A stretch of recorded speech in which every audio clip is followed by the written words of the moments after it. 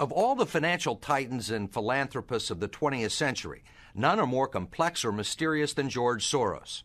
Like Carnegie, J.P. Morgan, and the Rockefellers, he amassed billions through ruthless business decisions, only to turn around and give away most of his fortune to advance his own personal philosophy.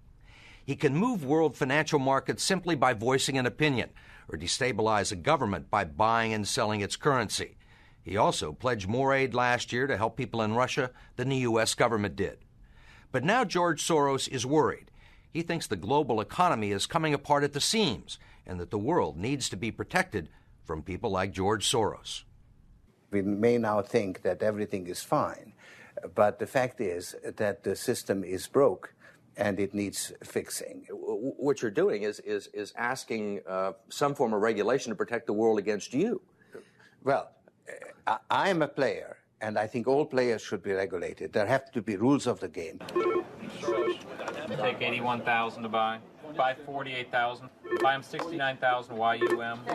Right now, his Quantum Group hedge fund moves $14 billion of rich investors' money around the world every day, looking for profits and answering to no one. Soros makes huge bets on whole countries and economies. Last year, when he saw cracks in the Asia boom, he began selling the currency in Thailand. Traders in Hong Kong followed suit, triggering a financial crisis that plunged much of Asia into a depression. In the last 2 years, you've been blamed for financial collapse of Thailand, Malaysia, Indonesia, Japan, and Russia. All of the above. All of the above. Yeah. Are you that powerful? No, I think there's a great misunderstanding. The Prime Minister of Malaysia said that the region spent 40 years trying to build up its economy, and along comes a moron like Soros with a lot of money, and it's all over. He called you a criminal. It's easier for him to blame an outside force than to admit that they were mismanaging their economy and their currency. The French finance minister talked about hanging speculators from lampposts. Soros says the Asian currencies would have collapsed even if he hadn't been in the market. They were overvalued. He says people tend to follow his lead because he's been so successful. I think that I've been blamed for everything. I am basically there to make money. I cannot and do not look at the social consequences of what I do. This man is a carnivore of the first order. Jim Grant is the editor of Grant's Interest Rate Observer and one of Wall Street's most respected analysts. He never tires of watching Soros, in part because of the huge bets he's willing to place on his hunches. He has always amazed the people he's worked with at his audacity and his willingness to back up his commitments with enormous sums of money. It causes the blood to drain from ordinary mortals' faces. Like risking $2 billion in Russia. When the Russian market began falling apart in August, Soros was the country's single largest investor. He called the U.S. Treasury and asked Uncle Sam for $7 billion to prop up the ruble. When U.S. officials failed to intervene, Soros wrote a letter to the Financial Times of London saying he thought the Russian currency should be devalued by as much as 25%. A few words from Soros were enough to cause panic selling that fueled the crash. What's it like to have a statement that you make have such serious, grievous consequences? I mean, you can, it looks to me like in a number of situations you can take a position against a currency or make a statement, and the whole country falls apart. Well, it's a tremendous sense of responsibility, actually. And it's also a humbling experience because I am actually trying to do the right thing, and sometimes what I do has an unintended negative consequence, as it did in Russia. For both the Russian middle class and for Soros, who lost his $2 billion. Whatever his motivations, no one can accuse him of greed. He's backed away from the day-to-day operation of his businesses and is giving away his billions now with the same determination that he made them in places like Haiti, a country that has less money in the bank than he does. Last month, he brought the First Lady with him for a look at some of the projects his foundation is funding. This is Mr. George Soros, and he's going to be helping the hospital. This year, Soros plans to give away almost $500 million around the world. In Bosnia, when the water supply to Sarajevo was cut off at the height of the siege, it was Soros who wrote a check to jury-rig a pipeline through an abandoned highway tunnel. $5 million up front can be more valuable than $50 million a year or two later. Ambassador Richard Holbrooke brokered the peace in Bosnia. At one point, after the Dayton peace agreements in Bosnia in 1995, for a considerable period of time, George had given more money to implement the peace agreements than the U.S. government had. He just could move that fast. In Russia, he pledged $100 million to help scientists who might otherwise have sold their expertise to bidders like Iran or Iraq. In Eastern Europe, he's educated a new generation. And in Ukraine, he spent millions retraining the old Soviet military. At the center of George Soros, there's an inherent contradiction. Which is? Which is, on one hand, you're the capitalist who does not care about the social consequences of his act, and on the other hand, you are a philanthropist who cares only about social consequences. How do you resolve the two? Recognizing that as a competitor, I've got to compete to win. As a human being, I am concerned about the society in which I live.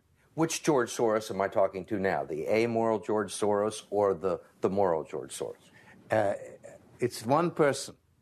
It's one person who at one time engages in amoral activities and at the rest of the time tries to be moral.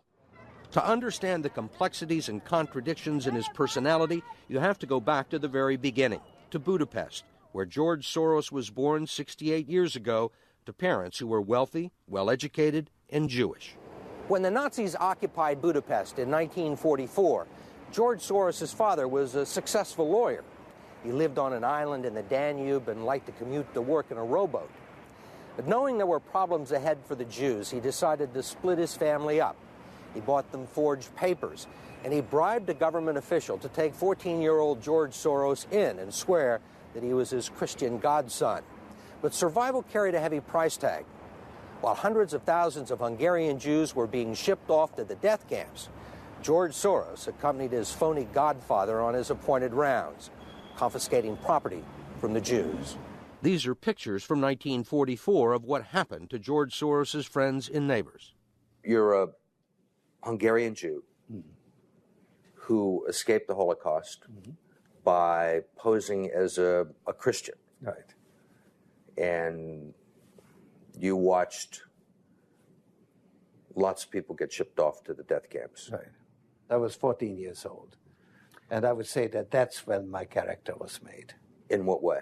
That one should think ahead, one should understand and anticipate events, and one is threatened. It was a tremendous threat of evil. I mean, it was a very personal experience of evil. My understanding is that you went out with this protector of yours who swore that you were his adopted godson. Yes, yes. Went out, in fact, and helped in the confiscation of property from the Jews. That's right. Yes. I mean, that sounds like an experience that would send lots of people to the psychiatric couch for many, many years. Was it difficult? Not at all. Not at all. Maybe as a child you don't see the connection, but it created no problem at all. No feeling of guilt. No. For example, that I'm Jewish, and here I am watching these people go. I could just as easily be there. I should be there. None of that. Well, of course, I could be on the other side, or I could be the one from whom the thing is being taken away. But there was no sense that I shouldn't be there, because that was, well, actually, funny way, it's just like in markets, that if I weren't there, of course I wasn't doing it, but somebody else would be taking it away anyhow. You know, whether I was there or not, I was only a spectator. The property was being taken away. So I had no role in taking away that property. So I had no sense of guilt. Are you religious? No. Do you believe in God? No. Soros told us he believes God was created by man, not the other way around, which may be why he thinks he can smooth out the world's imperfections. When we went with him to Ukraine, he was treated like a visiting head of state and was received by the president. Then he was received by the prime minister and finally the central bank. 20% in cash. They even allowed him to look at the books and asked him for advice. Lots of people want George Soros' advice. Most recently, South African President Nelson Mandela. Actually, President Mandela asked me, how could South Africa protect itself against speculators like you? And I told him, I wrote him a memo, trying to give him the best advice I could, how to reduce the exposure of South Africa to speculative attack. That's the old stop me before I kill again approach, right? Well, you're telling this is what you can do to stop me. Whether I or somebody else does whatever is happening in the markets, it really doesn't make any difference to the outcome. I don't feel guilty because I'm engaged in an amoral activity which is not meant to have anything to do with guilt. Part of the reason he is so rich is that the Soros hedge funds operate offshore in the Netherlands Antilles to avoid scrutiny by the Securities and Exchange Commission. So even while Soros tells Congress and the Treasury that hedge funds must be regulated to stop the global crisis, he's avoiding the rules. Why is it that Americans can't invest in the quantum fund? It's an offshore fund. Why is that? Because the fund is not registered with the Securities and Exchange Commission.